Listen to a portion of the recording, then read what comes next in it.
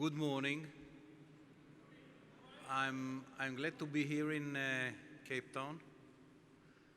I feel like a rock star, but rock stars do not begin to walk at 10 o'clock in the morning. It's an hours in which they sleep after walking the whole night. Thank you for inviting me here to South Africa.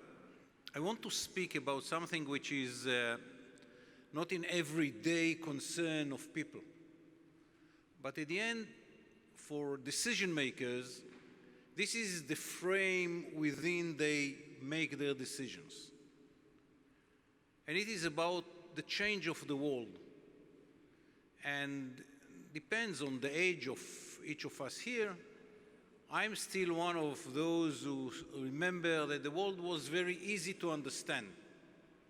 There was one center of gravity in Moscow, one center of gravity in Washington, and in between group of countries led by India, which didn't take part in the decision-making and tried to achieve as much as possible. But at the end of the day, if there was a problem, a real one, it was solved between the two centers, either by dialogue or by a war, like Korea, for example, or almost a war, like '62, the crisis of the missiles in Cuba. But at the end of the day, it was clear that it is between the Secretary of the Communist Party in Moscow and the President of the United States of America. This wall disappeared the day that USSR collapsed 30 years ago. And after the collapsing of USSR, there were two schools of thoughts. One was symbolized by a book called The End of History. It was written by a guy called Fukuyama, an American one. From his name you can understand that he's from Japan originally. And he wrote a book which tried to claim that the old world, which led to the First World War, the Second World War, the Cold War, does not exist anymore. It's in another world in which all the old philosophies of Hegel and Marx and so on and so forth will not exist anymore. And the world is going to be kind of a liberal, open, democratic society built on the American example. Very strong argument about very optimistic future. The other school of thought was characterized by a book called Clash of Civilizations by a guy called Huntington, another American, who said, it will be different, but it will be the same. Instead of wars between countries, states, it will be between civilizations. As he's analyzed the civilization, Judaism is not one of his civilizations. Christianity, Islam, and so on and so forth. That was a much more pessimistic approach to the future after the collapse of the USSR. And we can say, in retrospect, the pessimistic approach was more connected to the reality than the optimistic one.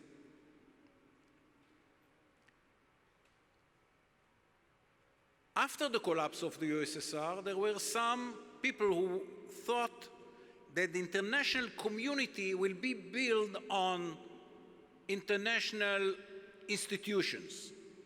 The United Nations, the International Court, two courts, one for criminal issues, one for other crimes. At the end, it didn't happen. Because in the United Nations system, there is one place in which decisions can be taken that supposed to be implemented. It's not the General Assembly, in which it is only declarations, very important, but only declarations. It's the Security Council. And in the Security Council, what happened that each side neutralized the other side, because there are 5 countries which have veto, and they are vetoing each other. And whenever there is a big problem, which had been brought by someone into the Security Council, it is clear. If it is against liberal democratic countries, the Americans will veto it. Israel is the main benefactor of this appeal of the Americans. And if it is against dictatorship like Venezuela or whatever, either the Russians or China or both will veto it. So the United Nations didn't take the part that people thought that it will take in the new world, to be the place in which solutions can be found to problems that the world is facing. And the same applies to the International Court. We didn't bring to the world any new idea or any new mechanism or any way to solve problems, from climate crisis to the war in Syria. Think about the war in Syria. 2 hours flight from Europe, around 1 million people had been butchered inside Syria, 5 million refugees outside of Syria, 5 million refugees inside Syria. From the 23 million of the citizens of Syria before the war, almost half are either refugees or had been killed. Think about the situation. It's not, the end of the world, somewhere unknown. No, it's 2 hours flight from Europe, the other side of the Mediterranean. And where is the world? What the United Nations did? Where is the civilizations which supposed to solve such problems?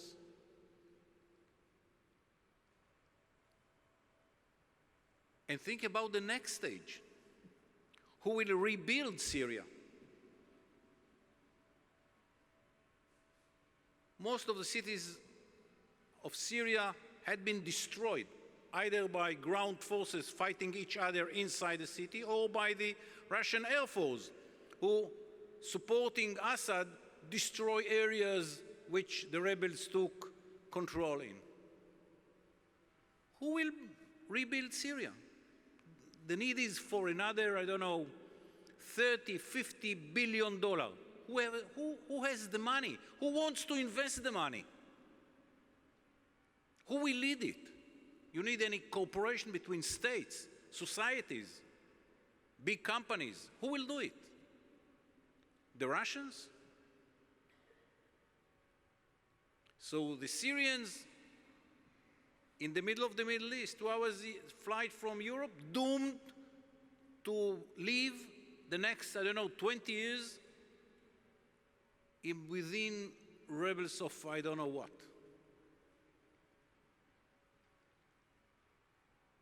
And I don't see the world doing anything to solve the problem. And this is only one example of a conflict which is not behind the mountains, very easy to reach. You can cross the border from Turkey, nothing to get to Damascus, and the world didn't exist. Is not existing now.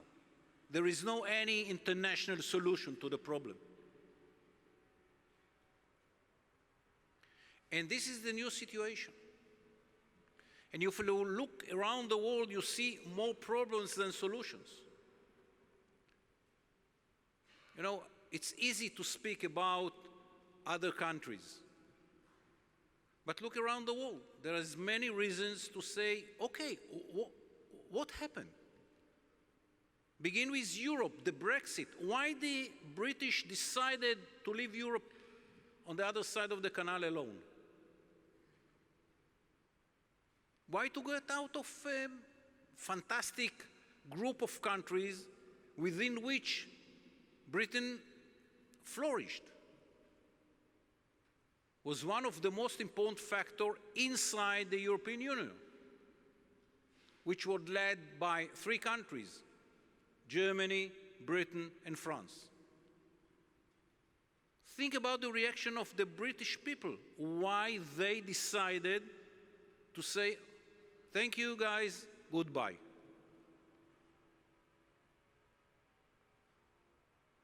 Think about the situation now between China and United States of America. It might be the biggest economy war in the history if that will not be solved between the President of the United States of America and the Secretary of the Communist Party of China. And the world does not have any influence on that. The whole world will suffer at the end, and the slowdown of the international economy is one of the results of this war between the Americans and the Chinese, but the world as an institution does not have any influence on both the Chinese or the Americans. China itself is in a very problematic situation. It's not an open society, so no one knows, but look at the economy.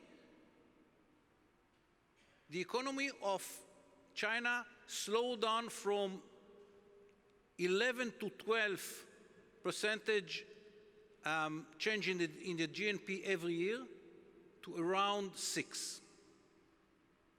And you understand that part of the problems of China and why they brought to the world the new mega plan called One Road, One Belt is they have too much capacity inside China and they need places to implement it. What you do with all the capacity that you have, if you have a capacity for growth of 12% a year and now you are growing only 6% a year, you understand that you have overcapacity and you need something to export it. And the whole basis for One Road, One Belt, more than the need, the wish of China to control ports and railroad and so on and so forth, is first of all to export the overcapacity that they have. And then how to use it is part of what you see. They are giving money to countries who don't have the way to pay it back, and they are controlling now a port in Sri Lanka and a railway in another place, and at the end, what will they do with it? Can they take the port with them somewhere? But they don't have any other alternative because China is in a huge problem of overcapacity, and that can be changed. And you see the crisis, the political crisis in the United States of America.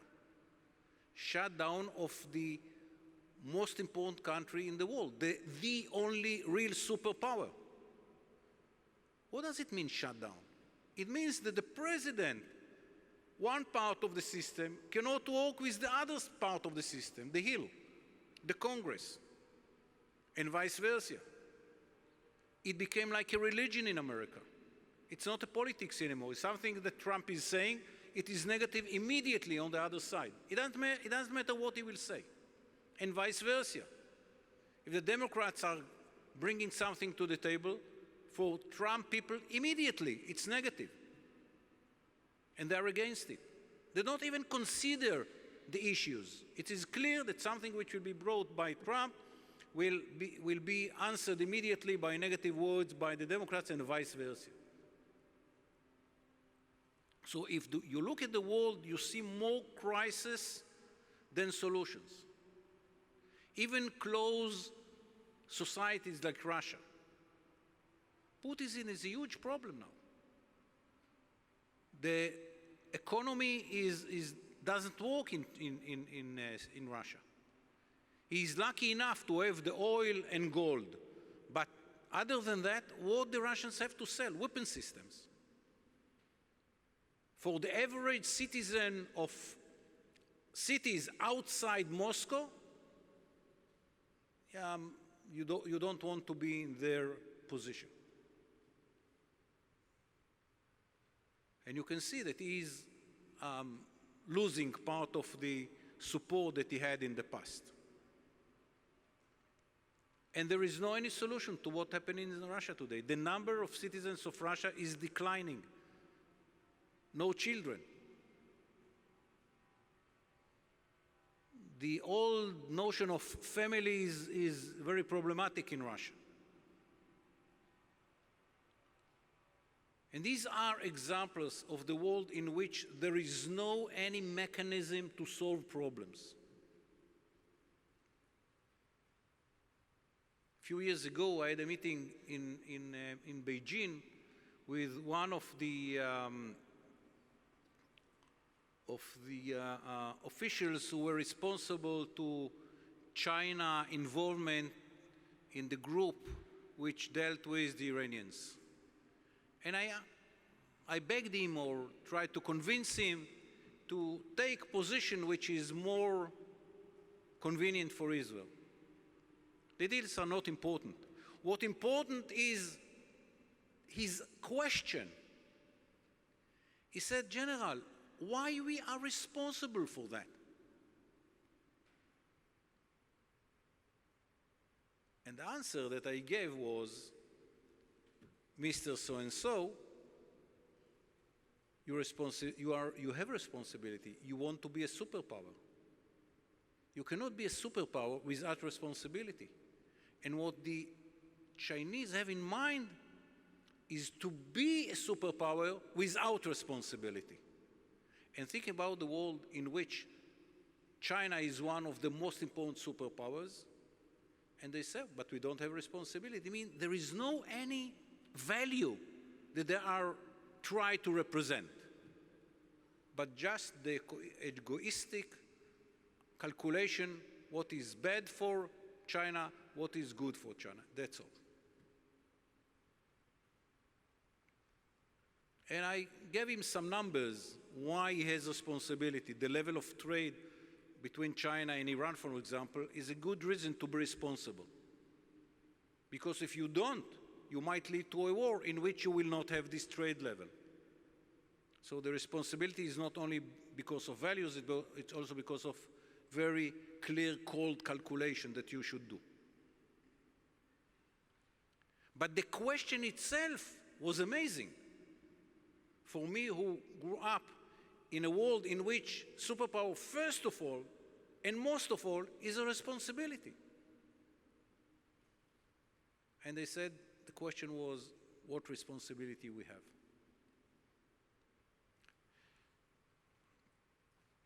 This is the new world in which there is no center of gravity within which, or centers of gravity within which you can find solutions to problems.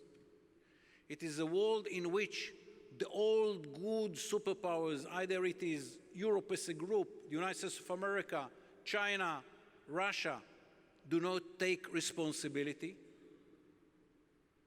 You know, Trump spoke about Europe and he said, you cannot claim to be a superpower without paying for that.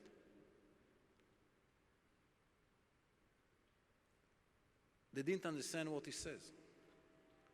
But what he says was a very clear idea. If you want to be engaged, you have to buy a ring. And Europeans are not ready to buy the ring. They want to influence without paying the prices which give you the ability to make the difference. Give you one number. Israel is taking 5.2% of its GNP for security. The Americans are using less than 4%, around 4%. In Europe, the average is less than 2%. In some countries, it is 1%, 0.2 or something like that. And the Americans, Trump is saying, we are paying for your security. You want to be independent? You want to influence? You want to be around the table with a vote? Pay for that. And the Europeans do not ready to pay. And this is only one example why the world is not the old world that we knew, in which the Europeans have the capability to influence and to make the difference. They don't have the military capability to make any move.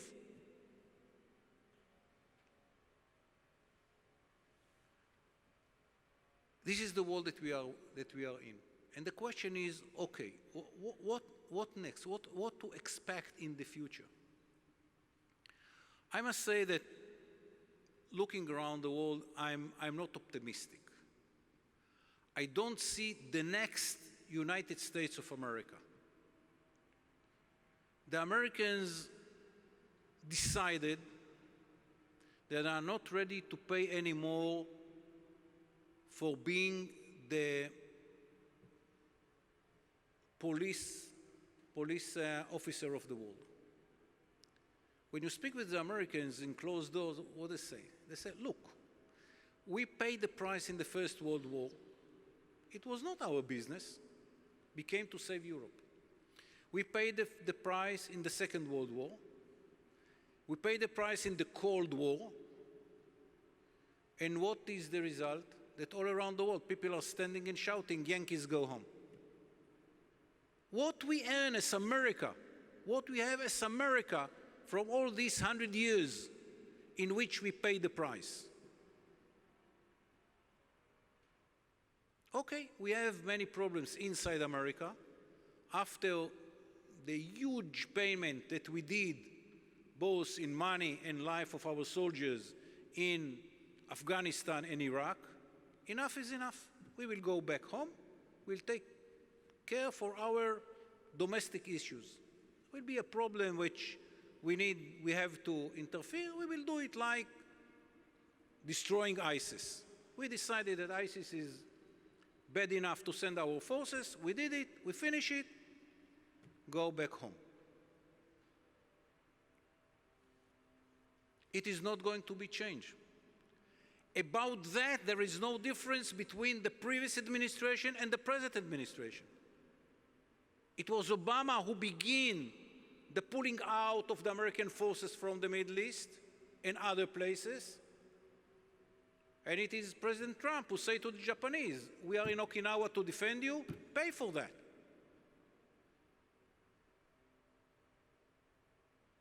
You are strong enough to do it by yourself, do it.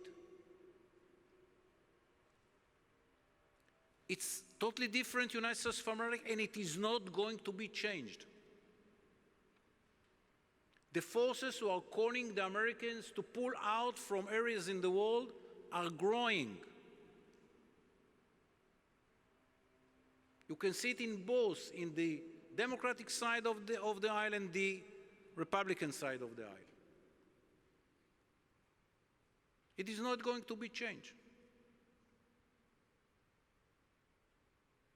So the new world, unlike the world that we lived in since the Second World War, will be without the umbrella of the United States of America. With all the consequences.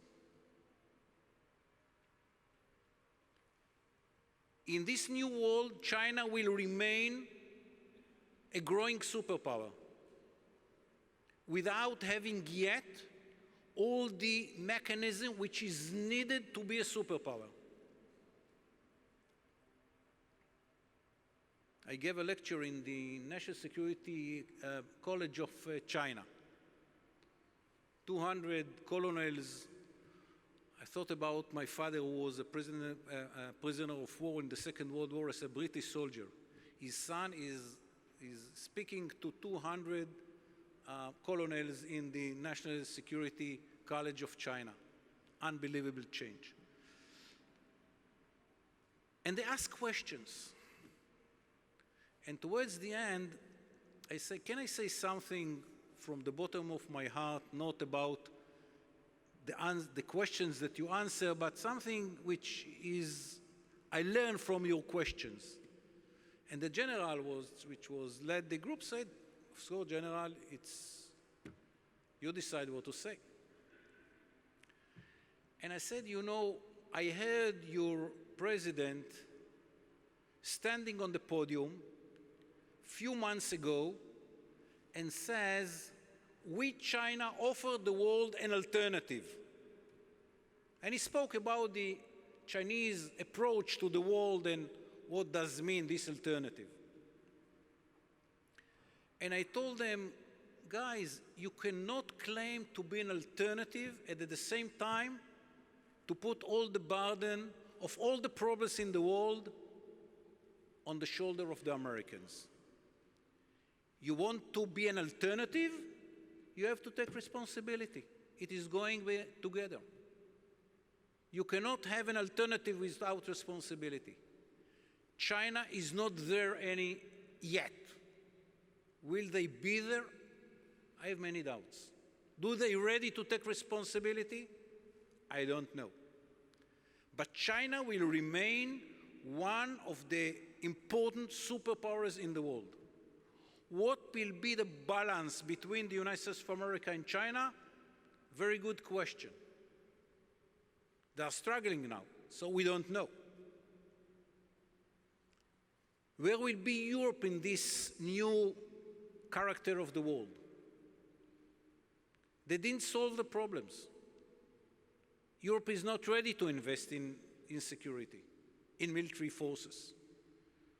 As an economic force, very strong, but slow down. Even the German economy is facing problems. If you look at their GNP, you understand there are hidden problems there. The relation between the poor countries, either in the east or in the south, and the center of Europe, which is richer, they didn't find a solution to yet. And you hear the voices from Italy, and you understand that it's a huge problem.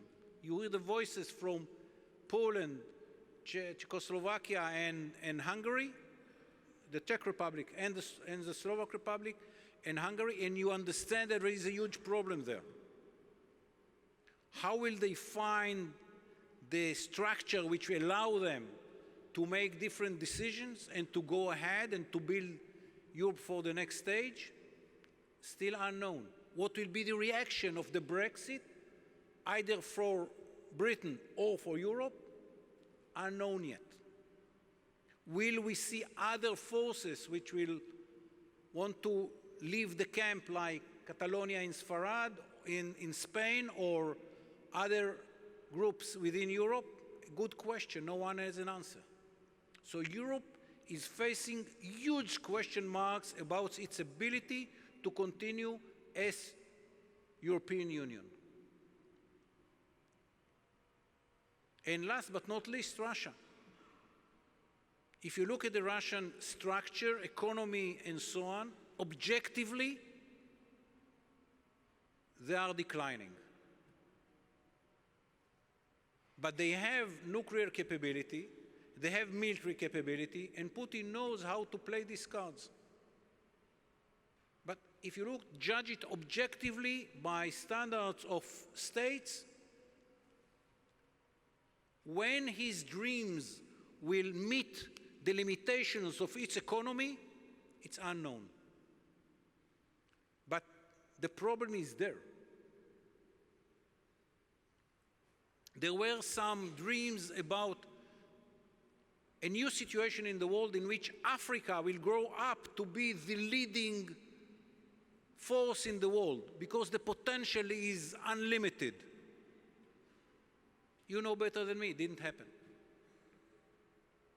And Africa needs generations to fulfill this promise.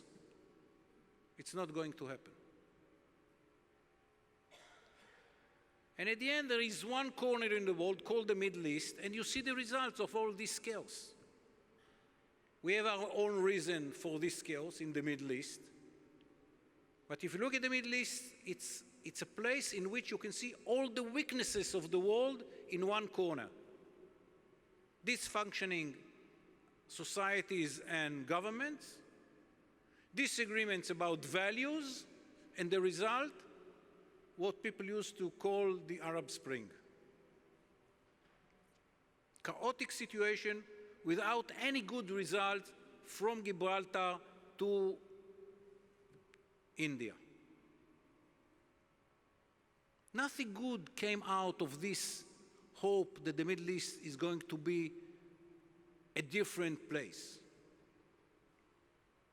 And the name Arab Spring came from the 19th century name of the revolutions in Europe, which led at the end, after 100 years, to the European Union. It is not going to happen in the Middle East. We are going backward.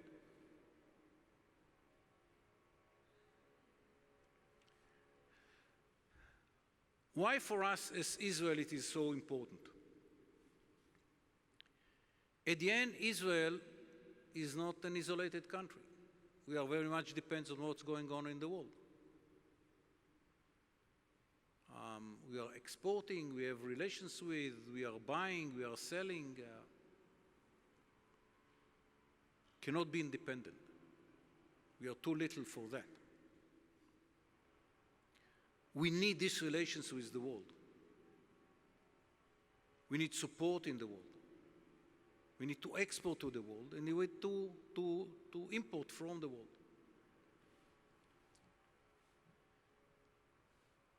The first lesson which we learn, and it is stronger today than in the past, but it was very strong in the past as well, there is no any substitute to our relations with the United States of America. And it's very important to understand. There is a price for such relations. No free lunch.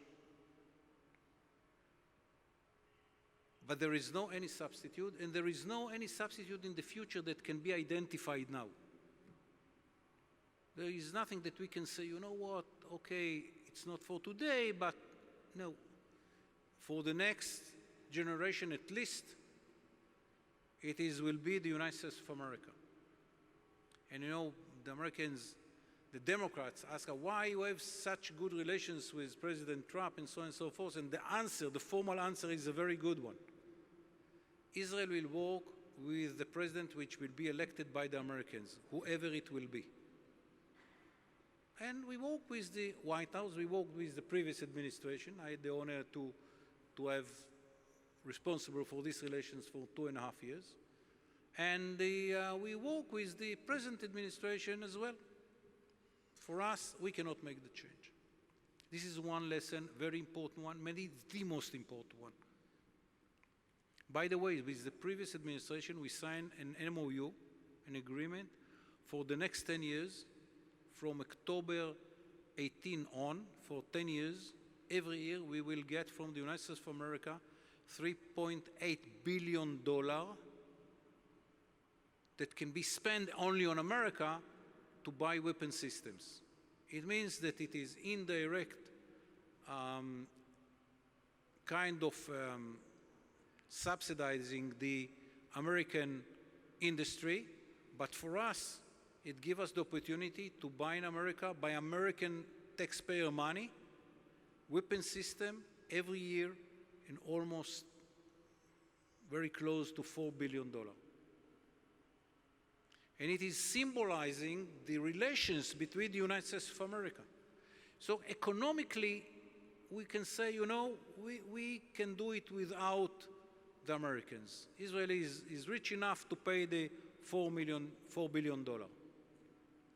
But it will be a mistake to cancel it, because this is the strong symbol of the relations between the United States of America and Israel. And it is very important to keep the symbol alive, not just the money. Yes, and it's not an accident that the first wing of F-35, which is operational outside the United States of America, is in the Israeli Air Force. These close relations are very important to the future of the state of Israel in this chaotic world, not less than in the past, probably more than in the past. First. Second, Israel is eager to have good relations with other countries. And I can give you 2 examples. One is India. India was automatically against Israel in the United Nations for years. We didn't have relations with India other than the embassy. A few years ago, we began to have different relations with the security apparatus of India. And today, the relations between India and Israel are very, very, very good. And you can see it in the United Nations. In the United Nations, India is not anymore automatically against Israel. In many cases, it either abstain or vote with Israel. By the way, in one of these visits in China, I asked my counterpart from one of the institutions why China is voting automatically against Israel. And I said, I give you an example. I said, you voted with the Arabs that the Wailing Wall is not part of the Jewish heritage. Think about a decision in the United Nations that the big wall of China is not part of Chinese heritage. It's the equivalent. And he said, General, you have to understand, we are a weak country. We need their votes in the United Nations. You are one state, and they are 57. If you want to understand the problematic situation of Israel in the international community, in this chaotic world, in one sentence, you just heard it from a Chinese scholar. Israel is only one Jewish state. On the other side, there's a group of 57 Muslim states. By the way, 2 of them are not voting automatically against Israel. It is 55. So why this description of the world is so important? Because it's led Israel to very important decisions. One, I said, to have more friends around the world. And you could see in the last few years, the Prime Minister is traveling all around the world. The last big achievement was in Brazil, which is also automatically was against Israel. All the years, change in the regime, change in the relations. It's another important, maybe the most important country in South America. He visited Africa more than once. And as I said, India is very important achievement. Vietnam, by the way, is a very good friend of Israel. And he opened the doors for different economic relations between us and China to the level that today many Israelis are saying it's too much. Be careful from the investments of the Chinese. And we have to find the real balance in this issue as well. So this is one lesson. The second one is very important to understand. Because of this chaotic world, and because there is a retreat of the Americans from many obligations around the world, and there is no any substitute to these relations of the United States of America and Israel, Israel should be in a better position to defend itself by itself. We have to invest whatever is needed to have a better capability to do the job by ourselves, because in the new world, the situation of little countries will be even more problematic than in the past. And at the end of the day, Israel is a very strong country, but remain little country. And these are the lessons. Good friends around the world, no substitute to relations of the United States of America, but at the end of the day, Israel should be in a position to defend itself by itself. Thank you very much.